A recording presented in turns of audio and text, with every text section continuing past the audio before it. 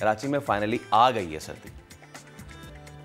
आ गई है। Good morning Faisal, good morning, वालेकुम अस्सलाम। लाहौर का मौसम बहुत ज़्यादा ठंडा है और आज तो बहुत ज़्यादा वेदर जो है फॉगी वेदर था, तो ये हम कह सकते हैं कि लाहौर में जूं दिसंबर के दिन आगे जा रहे हैं वैसे वैसे सर्दी बढ़ती जा रही है और इसके साथ साथ दोपहर में भी अब सर्दी होती है। और आपने जब कराची का जिक्र किया ना, तो आज मुझे लगता है कि आज मुबारक दिन है, जुम्मा मुबारक है आज, और आज मुबारक दिन में कराची वालों को एक बड़ी अच्छी और बड़ी खूबसूरत सी खबर मिलने वाली है, और वो ये कि ग्रीन लाइन मंसूबे का जो है वो आगाज़ हो चुका है।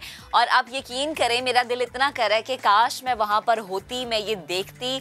और वो जो हम देखते हैं ना कराची में एक ट्रांसपोर्ट का पुराना बोसीदा सा निज़ाम, अब जो है वो फैसल नहीं होगा, और अब हम देखेंगे ये खूबसूरत सी बसें। आप तो मेरे ख्याल से सफ़र कर भी चुके हैं, फ़ौरन से पहले पहुंच जाते हैं आपने तो एंजॉय कर भी लिया होगा। महक बिल्कुल सफ़र भी किया, पूरा ट्रैक भी देखा, और बहुत सारी चीज़ें थी कराची वालों की, बड़ी तशनगी थी, बड़ी महरूमियाँ थी।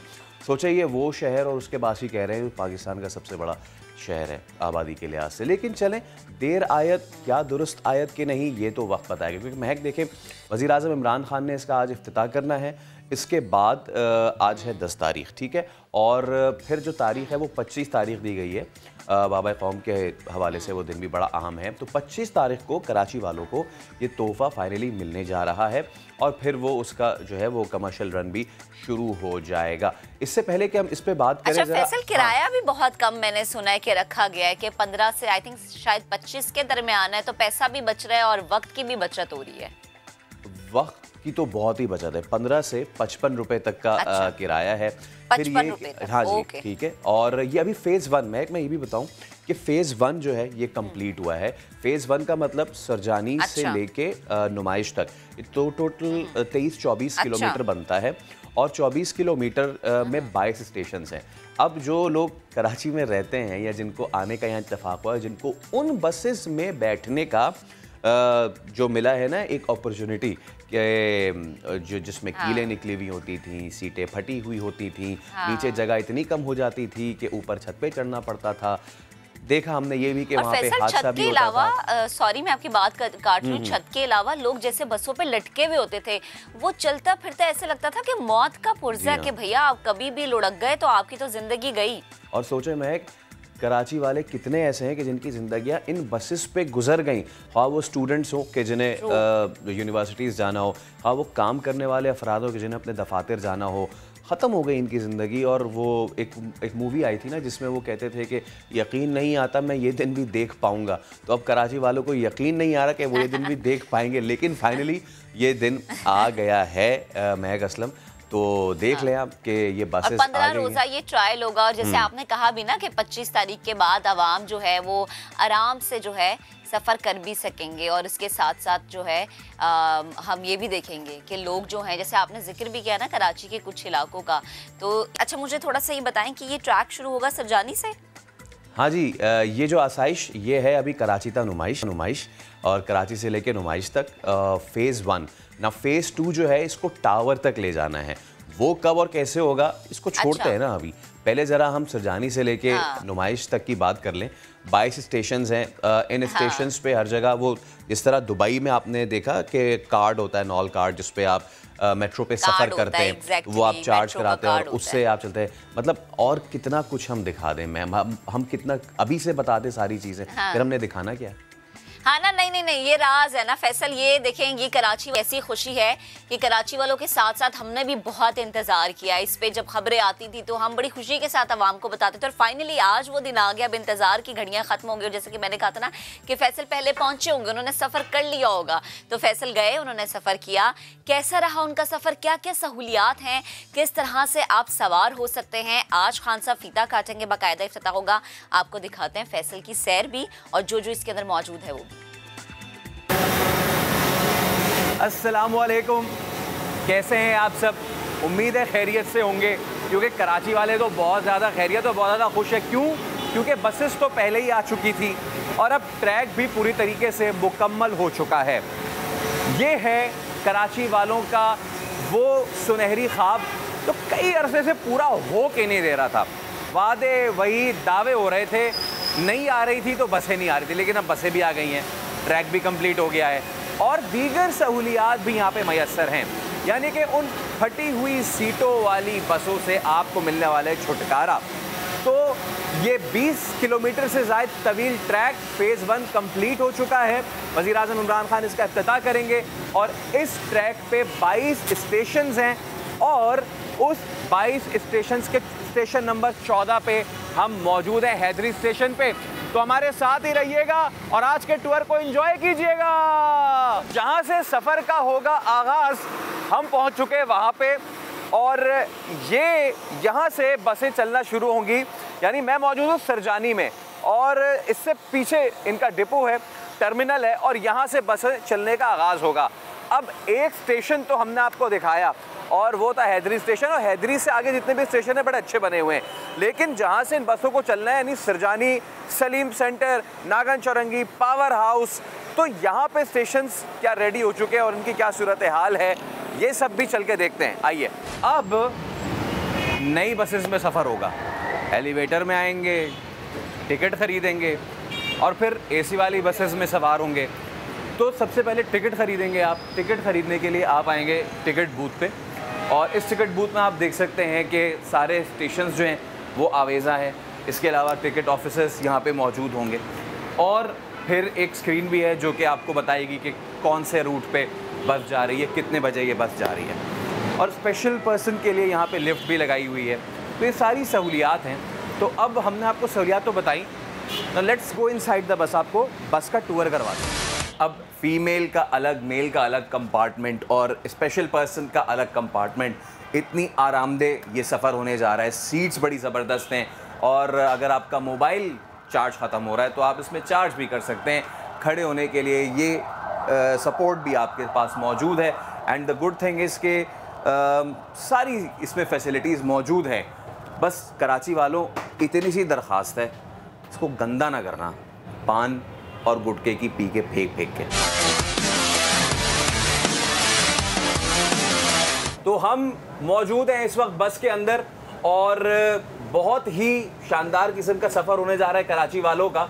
तो देखना ये है कि किस तरीके से कराची वाले इसको वेलकम करते हैं और कैसे जो है आज इसका इफ्तिताह होता है। जी, तो बस के अंदर हम हैं और देखें हमें कौन मिला बस में सफ़र करते हुए। असद उमर साहब हमारे साथ मौजूद हैं। सर अस्सलाम वालेकुम। वालेकुम अस्सलाम। कैसे हैं आप? ठीक ठाक हैं? अल्लाह का फजल। सर सफ़र आपने किया? जी बिल्कुल। सर आपने टिकट लिया? नहीं, अभी तो टिकट नहीं शुरू हुआ। 25 तारीख से टिकट के साथ। यही मैं आपसे पूछना चाह रहा था सर।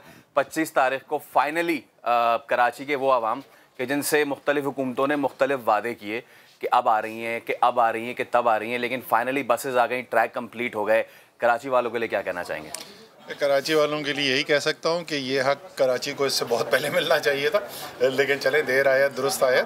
अब ऐसी एक वफाक में हुकूमत आई है जो कराची को ओन करती है और समझती है कि अपनी आईनी जिम्मेदारी से बढ़ के भी अगर कराची के लिए कुछ काम करना पड़े तो वो करना चाहिए। असद साहब, पर्सनली क्योंकि आपने कराची को ग्रो होते हुए देखा है, फिर उसको टेटेरेट होते हुए भी देखा है और इसके तमाम तर निज़ाम को भी ग्रो भी और तबाह हाल होते हुए भी, as a guy who has grown up in Karachi, जिसने देखा है, उसके लिए मुझे अपना पर्सनल एक्सपीरियंस बताएं।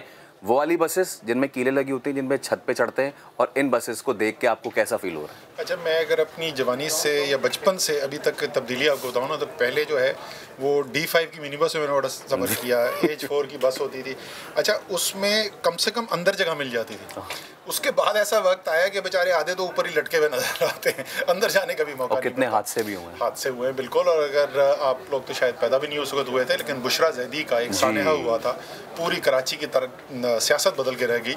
लेकिन बदकिस्मती ये है कि इतना बड़ा सानहा होने के बाद, इतनी उसके बाद तहरीक उठने के बाद भी 30 साल तक कराची में ट्रांसपोर्ट का निज़ाम नहीं बदला। ये आखिरकार अब आकर ये एक जदीद ट्रांसपोर्ट का निज़ाम कराची में आ रहा है। और सर, सबसे बड़ा इशू ये था कि वो बसें, उनका रेवेन्यू कहाँ जाता है, किधर जाता है, कुछ नहीं पता होता था। वो तीसरी बात ये कि वो एनवायरमेंटल फ्री बिल्कुल भी नहीं थी। तो अब इन बसेस का ये अच्छी बात है कि हमें पता है कि वफाक की तरफ से आई हैं। दूसरी बात ये, एनवायरमेंट फ्रेंडली बहुत ज़्यादा हैं, जो कि आजकल के जो ज़माने में बड़ी अहम चीज़ है। जी बिल्कुल, हाइब्रिड सिस्टम है इसके अंदर।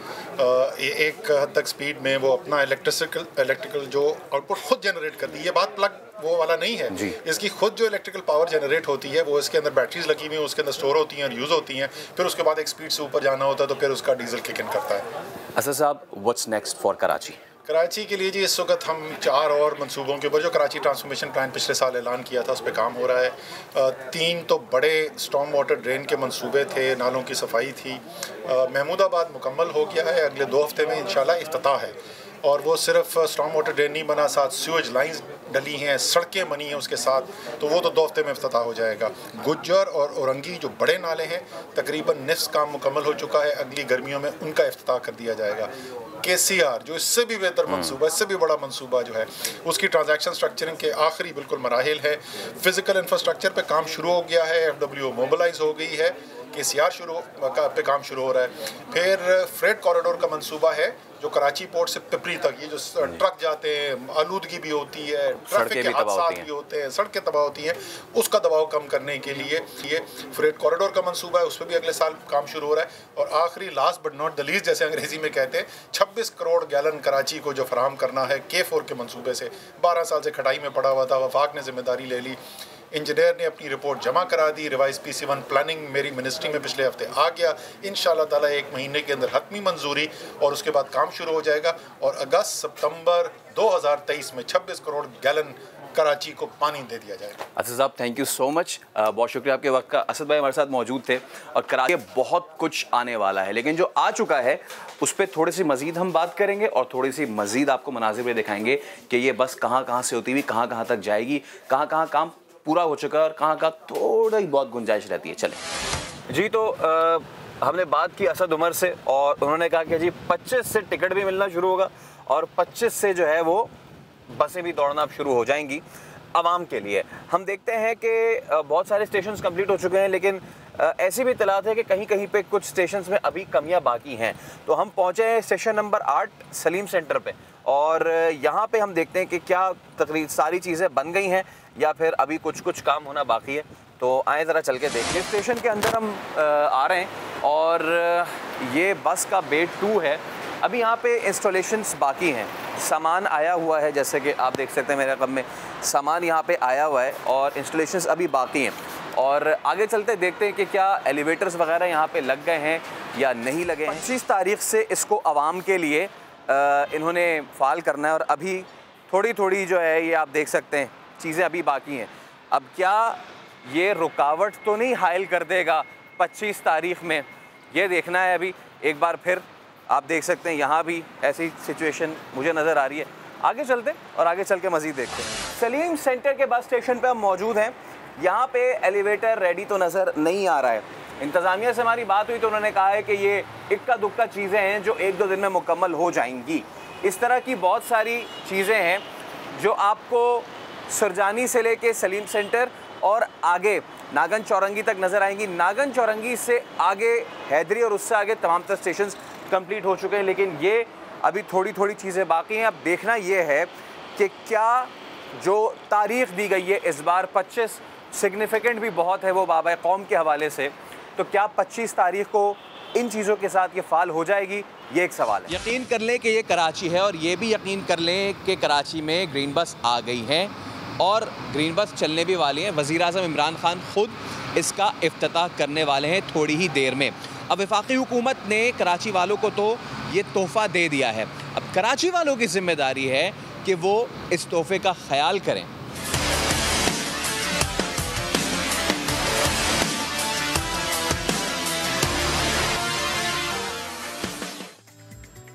बिल्कुल, देखिए यकीन नहीं आ रहा कि ये कराची ही है, लेकिन शुक्र अल्हम्दुलिल्लाह कराची जिसे हम मुआशी हब कहते हैं, पूरे मुल्क को पालने वाला शहर है ये। और अब यहाँ पर किस्मत हमें फैसल बदलती हुई नज़र आ रही है। और जैसे कि आपने कहा ना कि कुछ स्टेशन ऐसे हैं जो कि अंडर कंस्ट्रक्शन है, इंशाल्लाह 25 तारीख तक हो जाएंगे और आज जब खान साहब आएंगे और फीता काटेंगे तो और थोड़ी सी हमें तसल्ली हो जाएगी। लेकिन आपने जब विज़िट किया और मैं देख भी रही थी मनासिर, वो कहते हैं ना कि एक लंबे अरसे के बाद एक सुख का सांस लिया है कराची वालों ने। तो बस 25 तारीख भी करीब है और इंशाल्लाह 25 तारीख को आप भी सफ़र करेंगे और जब मैं कराची आ जाऊंगी तो मैं भी ज़रूर सफ़र करूंगी। सोचें महक कि ये 55 साल बाद कराची वालों को कोई पब्लिक ट्रांसपोर्ट सिस्टम दिया जा रहा है। सोचें 55 साल तक हम उन बसेस में सफ़र करते रहे हैं। और एक चीज़ जिसकी असद उमर साहब ने भी तस्करा किया कि सिर्फ अवाम जो उस पर सफ़र कर रहे थे ना, उनके लिए तकलीफ दे नहीं थी, लेकिन कितनी ज़्यादा माहौल दुश्मन ये बसेस थी, जितनी पुरानी थी खटारा, इनकी बस हर साल बॉडी चेंज हो जाती थी बाहर से और इनको दुल्हन की तरह सजा दिया जाता था और अंदर जो था वो दोज़ख होता था लोगों के लिए। लेकिन फाइनली 55 साल बाद एक ऐसा पब्लिक ट्रांसपोर्ट सिस्टम आया है कराची वालों के लिए। अब वही बात, जिम्मेदारी वाकई हुकूमत ने तो आपको एक तोहफ़ा दे दिया, अब जिम्मेदारी है कराची वालों की, कराची के शहरियों की, कि वो किस तरह इस तोहफे को वेलकम करते हैं और किस तरह इसका ख्याल रखते हैं और इस आरामदेह सफ़र को मज़ीद खूबसूरत बनाते हैं।